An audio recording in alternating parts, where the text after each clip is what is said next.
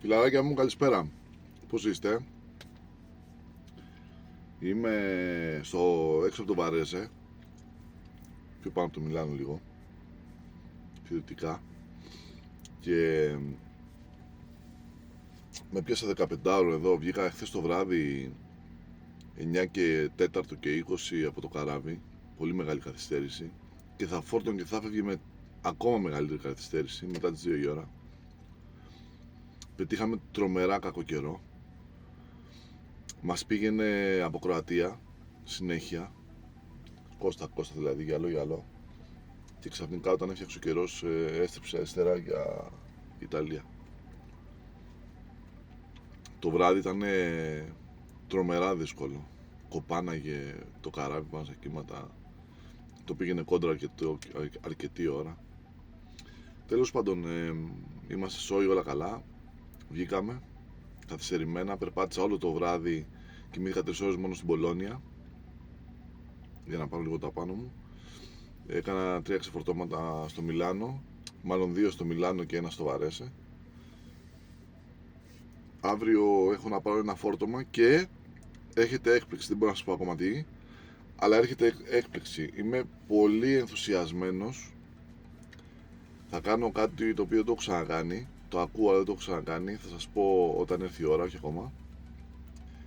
Και έχω εξασιαστεί, περιμένω. Βέβαια, εντάξει, κάποιοι θα μου πείτε σιγά, δεν είναι κάτι, αλλά εμένα επειδή είναι η πρώτη φορά που θα το κάνω αυτό,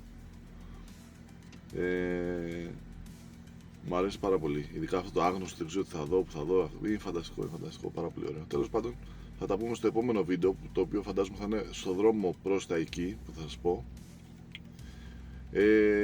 Είμαι στο Γιαμπίνα, τρώω.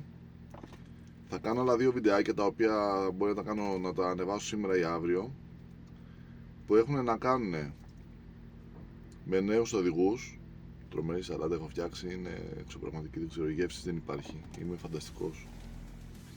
Λοιπόν, θα έχει να κάνει με νέους οδηγούς, αυτά που μου λένε, αυτά που με πλησιάζουν, γιατί έχουν αρχίσει και με πλησιάζουν οδηγοί όλων των ηλικιών και μου αρέσει πολύ και ανταλλάσσω απόψεις από αυτήν την άποψη, μου αρέσει, όχι λόγω αναγνωρισιμότητας, δεν μου απασχολεί αυτό.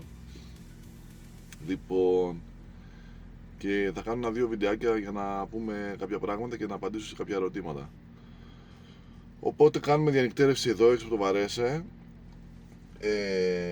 σε ένα auto-grill, και η ώρα είναι 6 παρά 4 τοπική. Οπότε κατά τις 6.30 ώρα, 6.30 το πρωί θα ξεκινήσω. Έχω πολλή ώρα ακόμα, θα κάτσω να ξεκουραστώ, θα φάω, θα δω λίγο μπάσκετ που θέλω, έχει το κύπελο Ελλάδος. Αυτά λοιπόν από μένα, τα λέμε στα επόμενα βιντεάκια. Τσάω!